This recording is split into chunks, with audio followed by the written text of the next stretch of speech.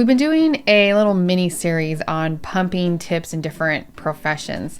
And today we're tackling teachers, those that work in a school. And this video will be structured a little bit differently than the previous ones, a lot because your job and needs are structured a little bit differently when it comes to pumping in the workplace.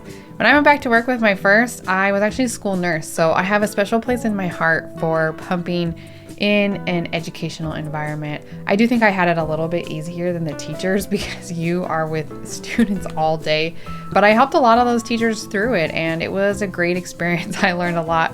So the two biggest hurdles when it comes to pumping in a school, particularly as a teacher, are where and when. So let's tackle two of those obstacles, maybe give you some tips and help to get through that and go from there. Schools are not often designed with much private space, and your schedule is likely pretty unforgiving. So let's tackle these two big hurdles and see where we get with them. We'll start with the first one of when. This seems like the most obvious hurdle to overcome. If you are a teacher, if you have students in your classroom, when are you going to pump is a challenge. It might seem obvious, but take advantage of prep periods, recesses, lunch breaks, things like that. The best thing you can do is to have your administration on board. You have to sit down and come up with a plan together. They are legally required to give you time and space to pump, but I often see teachers are the ones that kind of have to fight a little harder because in all reality, it's difficult to accommodate. And I don't see very often where the administration is like not willing to work with you or too rigid. It is often that they just don't know how to help. They don't have the ideas or the resources to make it work. They want to support you, but they simply can't. And so coming up with some ideas yourself is a really good place to start. The best thing to do is to find your support staff, okay? You need to know who can help you and who is available and who's not. And sometimes it's you taking an already formulated plan to your administration to come up with how we're going to tackle this, because they may not know how to help you do that. Really, the worst thing you could do to sabotage your pumping experience as a teacher is to try to do it yourself. Because taking a break to go and pump often means that you're putting your responsibilities onto someone else. I get that you have students and you need to find people that will do that for you, okay? Tell them what you're doing, tell them why you're doing it, tell them why it's important to you, and come up with a plan. You might look into teachers in neighboring classrooms, aides, even administrators. You can get creative, with counselors and other staff that may not have direct access to students. From what I've seen, you usually have some kind of prep or study period either in the morning or afternoon, but usually the morning or afternoon, one of those when you don't, is the trickiest spot. So it's not like you're having someone come in and cover for you 3 times every day. If you use lunch and a prep period, you might only have 1 time a day that you need some help covering, and that feels way more doable. It's important to understand that although it might not be ideal for your coworkers, it is your right and another one of your jobs that needs to get done.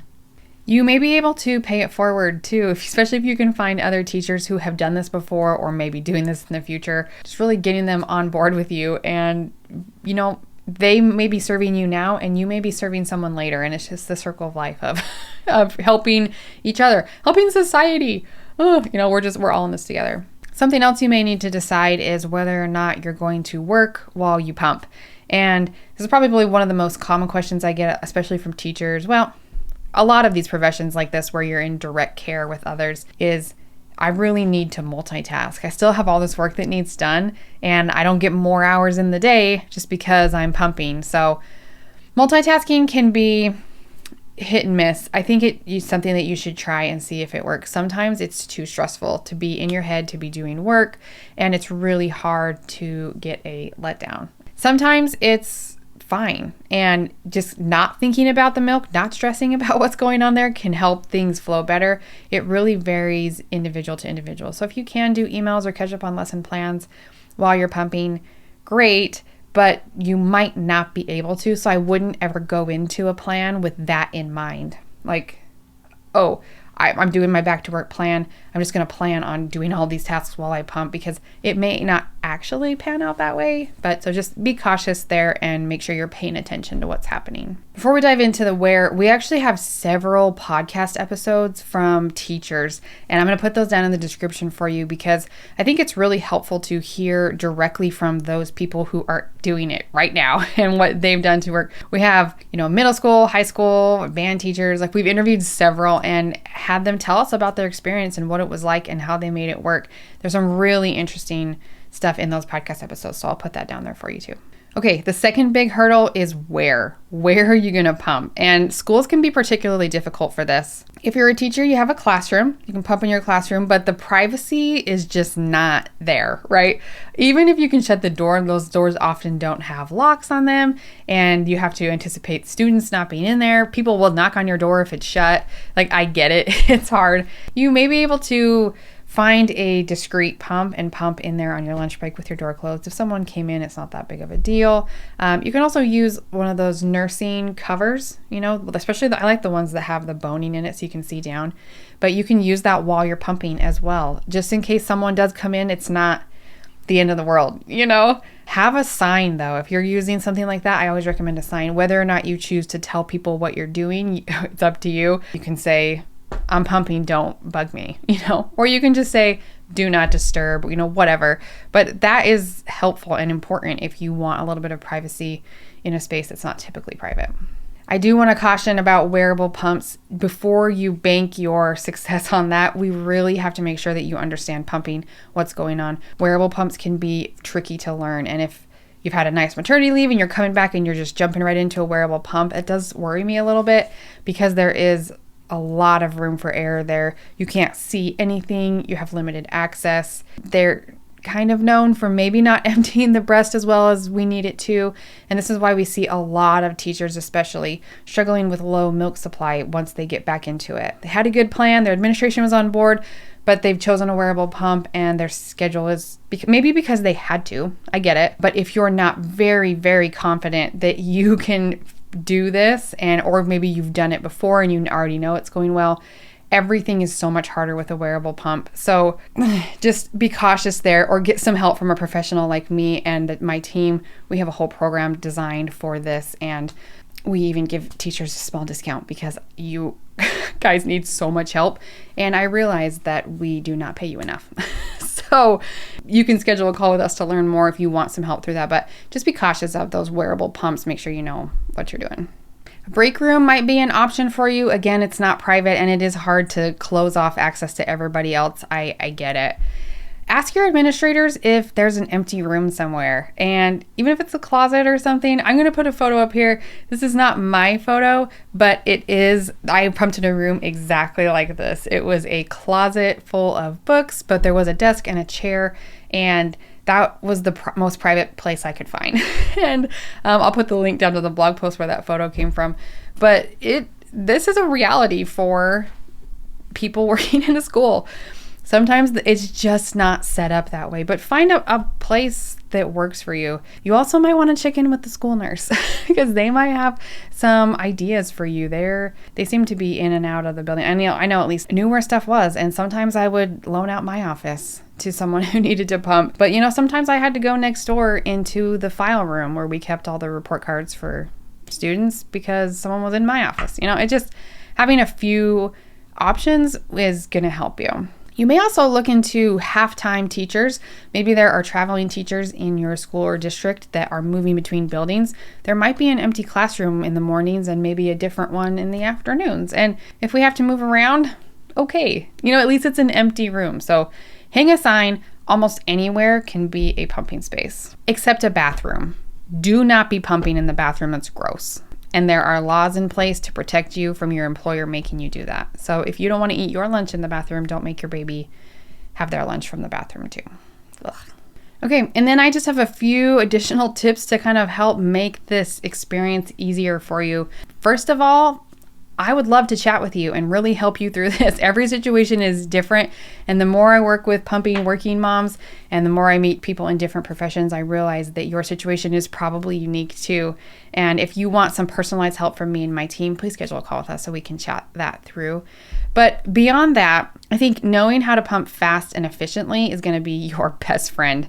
You don't have extra time to waste, and we have to be efficient, right? You have to protect your milk supply by getting the milk out that is already there. And we can't take 45 minutes to do it because we just don't have that time. So make sure that you're very confident in knowing how to pump efficiently and quickly, because that's what you're going to have to do when you go back to work. If you don't do either of those things, then your milk supply will suffer and you may not meet your breastfeeding goals.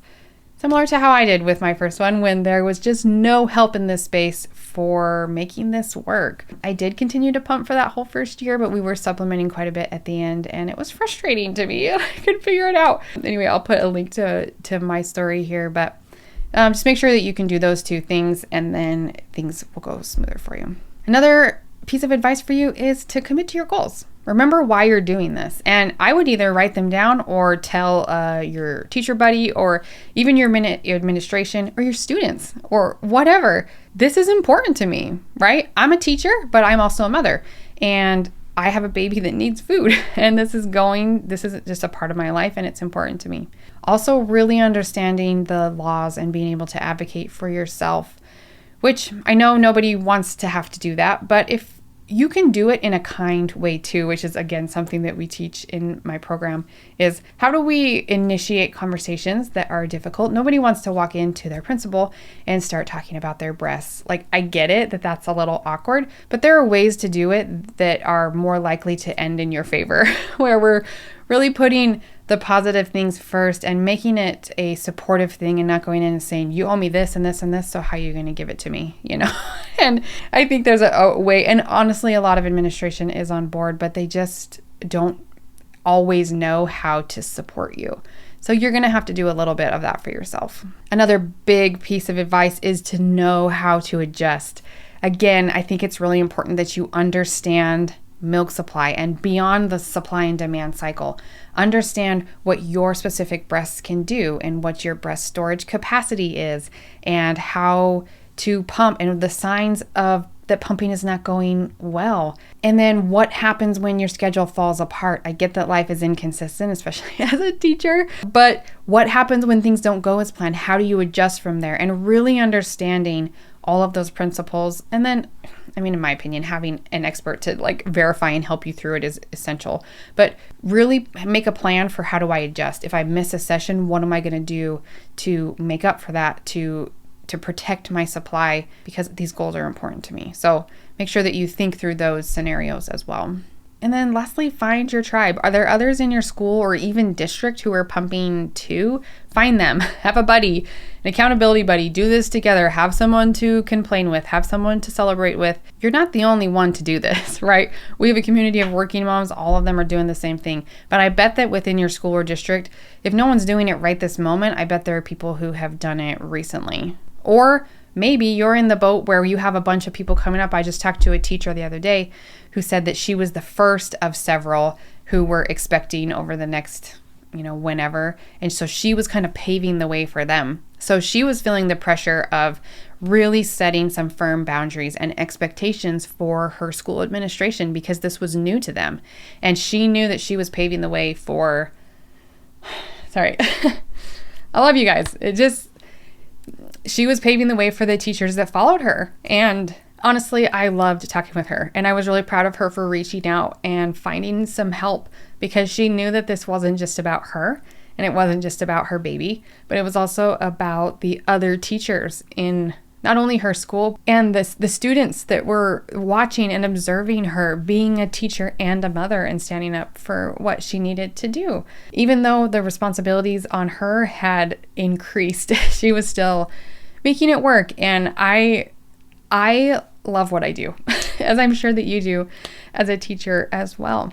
And I'm here to help. There's really no need to reinvent the wheel. And we've done this before. We do this all day. Me and my team of experts, we're helping working moms through this challenge. And teachers, you have it difficult. I get it. Your schedule is unforgiving, and you are in charge of teaching students and being there. And if I can help, let me know. Schedule a call. I'd love to meet you and help you through this and set the way for others. Also, I'd love to see you on the podcast. Come listen to some other teachers talk about their experiences, get some tips and ideas, because I know you can make this work. If you need help, let me know. But good luck and happy pumping.